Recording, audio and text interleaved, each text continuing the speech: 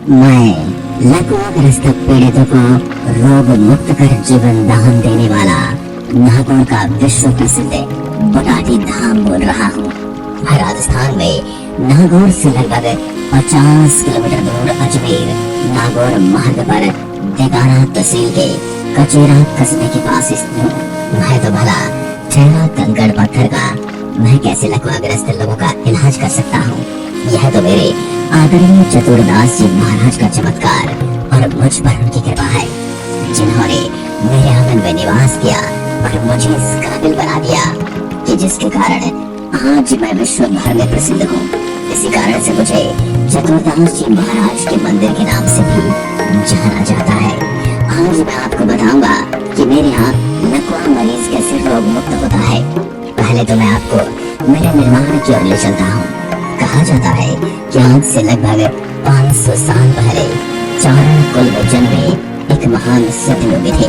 उनके पास 500 से अधिक बीघा जमीन थी और उन्होंने उसको दान कर दिया और आरोग्य की तपस्या करने चले गए। सिद्धि प्राप्त करके उन्होंने यहाँ जीवित ही समाधि ले ली। उस स्थल पर आज मैं बसा हूँ और उनकी सिद्धियों तथा आशीर्वाद से लकवा, पक्षाघात, तंत्रिका संबंधी विकार और अस्थि विकलांगों से पीड़ित रोगी को रोग मुक्त करता हूँ। चतुरदास जी महाराज माता दुर्गा को अपनी मुख्य देवी के रूप में पूजते थे। उन्होंने अपने घर में लोगों की बीमारी को ठीक कर अपने जीवन में सुख शांति से रहने के लिए प्रेरित किया।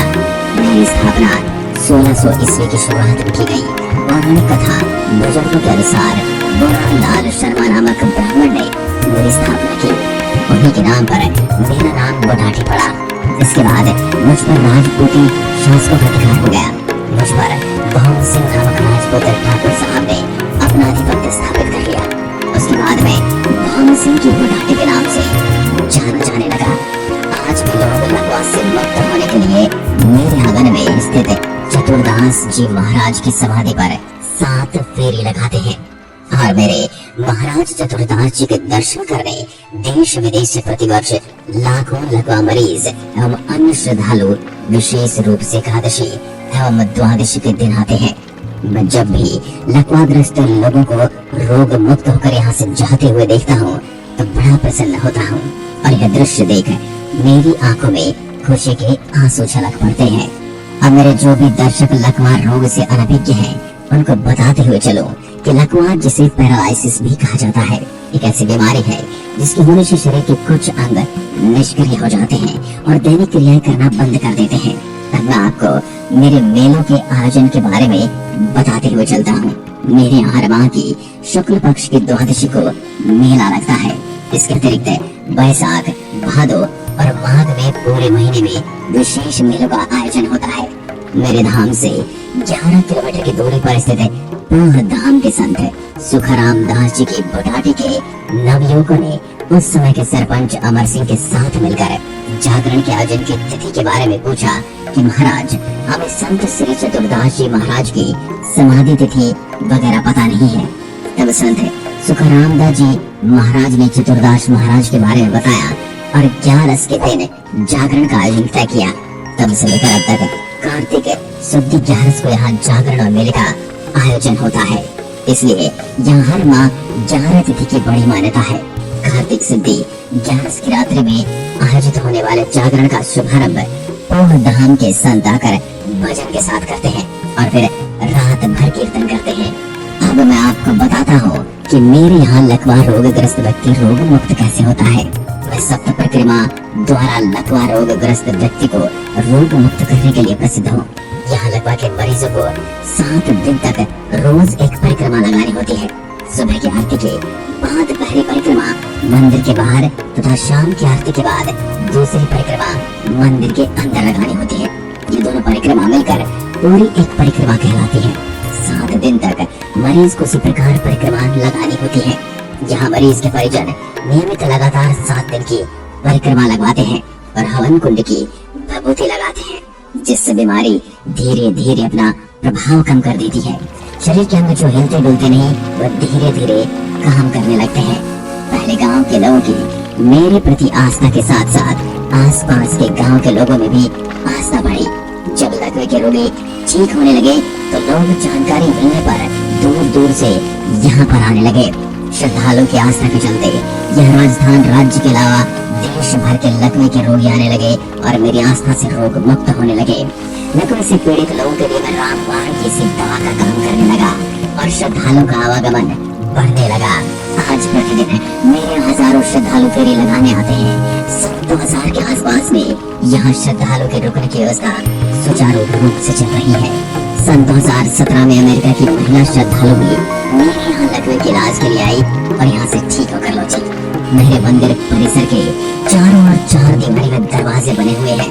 मंदिर के बाहर से आने वाले यात्रियों के लिए बिस्तर, भोजन, पीने के लिए ठंडा पानी, खाना बनाने के लिए समस्त सामान व बर्तन, जलाने की लकड़ी, 7 दिन रुकने के लिए कमरे आदि व्यवस्थाएं निःशुल्क होती है। नहाने धोने के लिए मंदिर परिसर में उचित व्यवस्था है। यहाँ पर सुलभ शौचालय भी बना है। मंदिर परिसर में पानी की एक बड़ी टंकी तथा पानी ठंडा करने के लिए जगह जगह पर ठंडे पानी की मशीनें लगी है। मंदिर परिसर के बाहर की ओर लगभग 100 दुकानें हैं। निवास के लिए यहाँ सुविधायुक्त धर्मशालाएं हैं। दोस्तों, यदि आप मंदिर में ठहरना चाहते हैं तो आपको कुछ नियमों का पालन अवश्य करना चाहिए।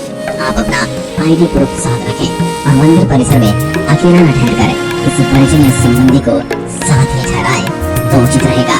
मंदिर में ठहरने तो अपने मरीज के साथ ले जाकर प्रबंधक कार्यालय में पंजीयन या रजिस्ट्रेशन अवश्य कराएं। यदि आप मंदिर परिसर के बाहर हैं तो आपका पंजीयन जरूरी नहीं है। मंदिर आपकी संपत्ति है, इसके साथ तोड़-फोड़ नैतिक मूल्य से भरे है। मेरे मंदिर परिसर में अनावश्यक प्लास्टिक थैलियों का प्रयोग, पान, गुटखा, बीड़ी, सिगरेट, शराब एवं मांसाहार पदार्थों का सेवन पूर्ण रूप से वर्जित है। मंदिर की इन सभी व्यवस्थाओं को सुचारू रूप से चलाने का दायित्व है मंदिर ट्रस्ट का है। इसके लिए एक समिति है जिसमें एक अध्यक्ष सहित 50 सदस्य हैं। मैं मंदिर कमेटी के अध्यक्ष व बुटाची गांव के सरपंच अमर सिंह का बड़ा आभारी हूँ, जिन्होंने मेरा निर्माण करवाया और 20 वर्षों तक मेरी देखरेख की। अमर सिंह जी राठौड़ का जन्म 9 सितंबर 1952 को बुटाची गांव में हेम सिंह राठौड़ व सोहन कंवर के घर हुआ। राठौड़ ने 10वीं तक शिक्षा प्राप्त की। सन 1971 में पिता का देहांत हो गया। बुटाटी ग्राम वासियों ने उन्हें सन 1977 में ग्राम पंचायत बुटाटी का सरपंच बना दिया। सन 1977 में राठौड़ 20 वर्षों तक समिति का अध्यक्ष व 20 वर्षों तक सरपंच पद पर रहे। और अब मैं आपको मेरे यहाँ की कुछ खास बातों के बारे में बताता चल रहा हूँ। मेरे यहाँ मरीजों को भोजन व आवास की निःशुल्क व्यवस्था दी जाती है। पूरे परिसर में आप 7 दिन तक रुक सकते हैं। प्रतिदिन सुबह 5:30 से शाम के 6:30 बजे आरती होती है, जिसमें मरीजों का आना अनिवार्य है। आपको परिसर में चारों तरफ बड़ी संख्या में व्हील चेयर इधर उधर पड़ी नजर आएंगी। इनकी संख्या करीब 300 है। एकादशी के दिन मेरे यहाँ सर्वाधिक भीड़ उमड़ती है और इस दिन की गई आरती का विशेष महत्व भी है। यदि आप मेरे यहाँ आएंगे तो आपको कुछ शिक्षाओं से अवगत करवाया जाएगा, जिनको भी मैं बताते हुए चलता हूँ। आपको अपने जीवन में सादगी, समायोजन और लचीलेपन का पालन करना चाहिए। सभी को समान समझें और लोगों को उनके जाति, पंथ, लिंग और धर्म के आधार पर न परखें। ईश्वर एक है और उसी के द्वारा उसके विभिन्न अवतार बनते हैं, जिनमें से मैं भी एक हूँ। अहंकार, क्रोध, लोभ, मोह और वासना जैसे 5 दोषों से हमेशा दूरी बनाकर रखें, लेकिन इनसे मनुष्य अपना मानसिक संतुलन खो देता है। एक उपयुक्त आध्यात्मिक गुरु की तलाश करें और फिर उनसे आध्यात्मिक मार्गदर्शन प्राप्त करें। ईश्वर निराकार है और कोई भी व्यक्ति सच्ची प्रार्थना और निरंतर ध्यान के माध्यम से उस तक आसानी से पहुंच सकता है।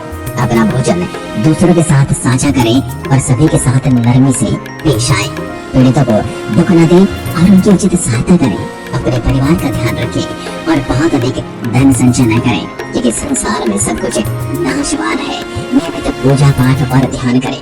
मेरे श्रद्धालु द्वारा रोग मुक्त होकर अपनी प्रसन्नता अनुसार जो भी चढ़ावा चढ़ाया जाता है, उसको मेरे निर्माण कार्य में लगा दिया जाता है। मंदिर में